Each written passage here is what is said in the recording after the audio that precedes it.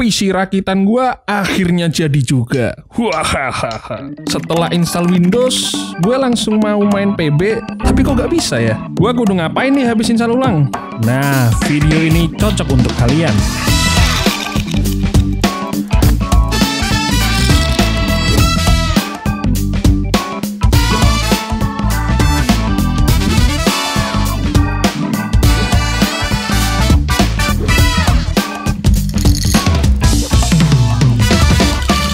Ya bentar dulu, ini ada promosi bagus dari CD Keylord. CD Keylord adalah platform official yang menjual kunci Microsoft, kunci game dan lain sebagainya. Nah, di sini CDK punya penawaran yang menarik, yang mana dia bisa memberikan kalian kunci Microsoft Windows 10 Pro dengan harga yang sangat fantastis. Caranya gampang, kalian tinggal klik link di deskripsi. Saat kalian sudah mengklik link di deskripsi, kalian akan lari ke halaman ini. Tapi sebelumnya kalian itu kudu login terlebih dahulu. Gak usah khawatir karena kalian bisa login langsung menggunakan Facebook atau Google.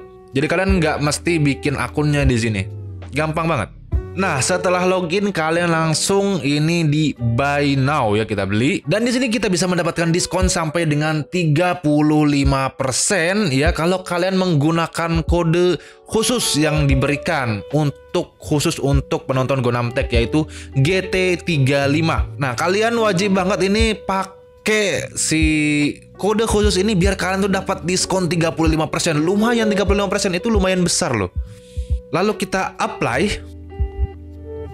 Nah, di sini sudah terlihat kalau GT35 itu bisa langsung memotong harga sebanyak $7,08, yang mana harganya $20 jadi $13.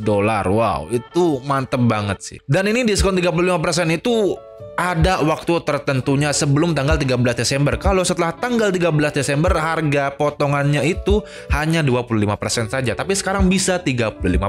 Nah, setelah kalian apply itu udah kepotong harganya, diskon kan, jadi $13 saja, langsung submit order. Nah, di sini kalian bisa memilih pembayaran. Di sini gua pakai PayPal aja karena gua punya PayPal di sini. Langsung pay now. Nah, setelah itu kita tinggal bayar aja lewat PayPal.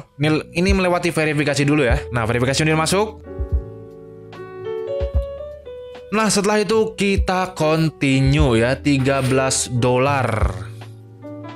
Nah, orderannya sudah selesai. Sekarang kita tinggal mendapatkan kuncinya. Nah, saat kalian sudah membayar, kalian bisa melihat orderannya di sini akan diproses. Dan saat sudah selesai diproses, kalian akan mendapatkan kuncinya secara langsung. Nah, setelah kalian mendapatkan kode untuk Windows 10 Pro-nya di sini, kalian tinggal aktifkan saja ya, gampang banget caranya, tinggal ya seperti ini.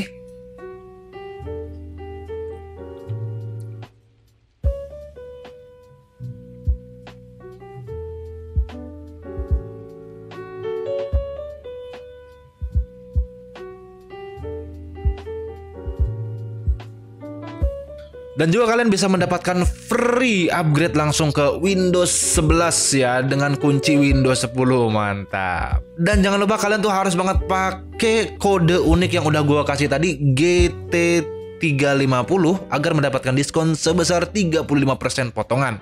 Dan kalian juga jangan khawatir kalau kunci yang diberikan ini ya pastinya gitu kan, udah ngeluarin $13, pastinya kuncinya tuh kunci yang orisinil dan kunci asli.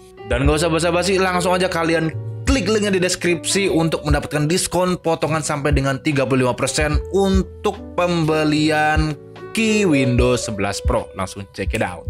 Gue pernah didatengin sama temen gue yang habis rakit PC. Setelah install ulang, dia bingung tuh mau ngapain habis itu. Dia bilang PC-nya belum enak, belum mantap, ya pokoknya masih kayak belum bisa dipakai gitu. Nah, terus pas gue cek, ternyata PC-nya itu emang bener-bener habis diinstal ulang gitu loh. Bener-bener kosong, masih suci, belum ternodai apa-apa. Dan di kasus lain juga, ada juga nih temen gue yang baru beli laptop, habis itu baru tuh laptopnya, dan bingung tuh habis itu apa yang harus dilakukan ya setelah itu. Nah, kalau kalian rasa punya cerita seperti itu, gua rasa video ini cocok untuk kalian yang merasa masih bingung apa sih yang harus dilakukan setelah install Windows 10 ataupun install ulang Windows 10. Karena di video ini gua akan membahas Windows yang berjalan dengan baik itu gimana, PC yang siap pakai itu seperti apa, mau itu untuk kerja, casual, kantor, ataupun untuk gaming. Oke, sedikit disclaimer, di video kali ini gua nggak bakalan membahas segala hal tentang install Windows 10 dan beberapa settingannya seperti pembagian partisi, kemudian cara membuat akun Microsoft, dan lain sebagainya. Di sini pure membahas after install Windows 10. Dan sebelum kita mulai, pastikan PC tersebut yang mau kita optimalkan itu tersambung oleh internet ya. Gua bagi menjadi dua, ada primer yang mungkin sangat penting banget, yang kedua ada sekunder, yaitu lumayan penting. Dan sebelum masuk ke pembahasan, jangan lupa untuk dukung kami dengan cara subscribe dan nyalakan notifikasinya. Oke, lanjut. Oke, yang pertama adalah update Windows. Mulai dari dapat fitur dan patch keamanan terbaru, dan juga kalian akan mendapatkan driver-driver yang belum ada di PC kalian, seperti audio driver ataupun video driver dan lain-lain. Jadi tinggal kalian update dan download aja itu semuanya. Oke, caranya gimana? Caranya adalah kalian pencet Windows X, habis itu ke setting, habis itu kalian tulis update. Nah, di sini kalian bisa menemukan apakah kalian sudah update atau belum. Dan bagi yang belum diupdate, bisa kalian update dan tinggal di-download. Dan bisa gue bilang, ini adalah hal yang paling penting dan pertama kali yang harus kalian lakukan. Ya, walaupun nantinya kita bakalan tetap install dan update driver-driver terbaru, terus kenapa harus update Windows dulu? Karena driver pada graphic card contohnya, untuk mendapatkan versi driver yang terbaru, terkadang dia membutuhkan versi Windows tertentu untuk bisa mendapatkan semua fiturnya. Ya, gampangnya sih, kalau kalian ingin mendapatkan driver yang terbaru, versi Windows-nya juga harus terbaru dong, gitu. Oke, yang kedua adalah update driver dan cek hardware dan peripheral kalian. Ya, seperti yang gue bilang tadi, ada beberapa driver yang sudah terinstall ketika kalian update Windows. Cuman ya, seperti software pada umumnya, dia tidak perfect, kadang ngebug, dan tidak kompatibel dengan versi Windows terbaru. Cuman kalau ditanya apa sih driver yang harus kita install, ya jawabannya sih prioritaskan saja ke install driver graphic card. Nah, caranya kalian bisa langsung download driver di website resminya, Nvidia di website resmi Nvidia, dan Vega card AMD di website resmi AMD. Dan untuk Intel HD atau Intel UHD, kalian jangan install driver Nvidia, tapi cari drivernya di website resmi Intel ya. Dan biasanya itu udah auto update ketika kalian sudah update Windows terbaru. Nah, untuk driver lainnya gimana bang? Ya sebenarnya nggak usah terlalu peduliin juga, nggak apa-apa kok sampai lu plototin, wah ini sudah update terbaru belum ya? Sebenarnya nggak usah sih kayak gitu. Kayak dia tuh udah update ke versi yang paling baru atau tidak gitu. Sebenarnya tidak harus seperti itu kok. Kalau dia berfungsi dengan baik, ya udah. Kalau cara gampang gua sih, kalian cukup menonton video YouTube di browser kalian. Kalau bisa dan nggak ada masalah, berarti semuanya aman terkendali. Karena ya dari situ kita bakal tahu tuh dari graphic card, keyboard, mouse, apalagi speaker, internet, itu semuanya berfungsi. Oh ya, tambahan dikit, jangan lupa untuk atur resolusi yang paling rekomendasi di PC kalian. Atau lebih tepatnya, resolusinya optimal. Cuman kalau ada di antara kalian yang kudu banget tuh update ke versi yang paling baru, ya ada sih cara gampangnya, kalian install aja driver Talent. Oke, berikutnya adalah install Microsoft Visual C++. Wah, apaan tuh bang? Ya, dia adalah aplikasi dasar pada Microsoft Windows yang memungkinkan kalian untuk menjalankan beberapa media-media dan membantu penginstalan aplikasi lainnya seperti game dan program. Bahkan banyak aplikasi yang mensyaratkan penginstalan Visual C++ terlebih dahulu sebelum pengoperasian dan menjalankan kode-kode. Kalau ditanya nih, kudu install yang mana tuh? Sebenarnya gue juga bingung sih kalau ditanya kayak gini ya. Yang versi mana yang tepat untuk kalian? Karena jawabannya itu tergantung. Kalau software di PC kalian membutuhkannya, ya kalian perlu menginstalnya. Kalau tidak butuh, ya nggak usah. Cara gampang gue, install aja Redistributable 2015, 2017, dan 2019. Di lain waktu, ketika software kalian butuh yang versi lebih lawas, ya tinggal kalian install aja. Dan berikutnya adalah install DirectX. Nah, buat yang sering main game pasti pernah dengar tentang DirectX. Untuk yang belum tahu, mungkin bisa gue bilang dia ini berfungsi untuk meningkatkan pengalaman multimedia. Segala hal tentang audio, grafik, 3D, bahkan banyak game yang membutuhkan DirectX ini. Jadi kalau kalian ingin menggunakan PC atau laptop kalian untuk kegunaan gaming dan multimedia, pokoknya yang membutuhkan pemrosesan grafik, kalian wajib install DirectX ini. Nah, untuk di sini kalian install aja DirectX yang paling baru yaitu DirectX 12 walaupun GPU kalian belum support. Karena kalian tetap bisa kok untuk menggunakannya. Nah, contohnya kayak gini. GPU kalian hanya support versi DirectX 11.0. kalian tuh masih bisa menggunakan yang versi 12.0. Tapi sayangnya kalian akan dibatasi fiturnya di DirectX 11.0. Dan untuk update-annya dia bakal otomatis ketika kalian update Windows. Nah, itu dia yang primer. Sekarang kita akan membahas yang sekunder, atau bisa gue bilang lumayan penting lah. Oke, yang pertama adalah aktivasi Windows. Coba kalian lihat gambar di sini.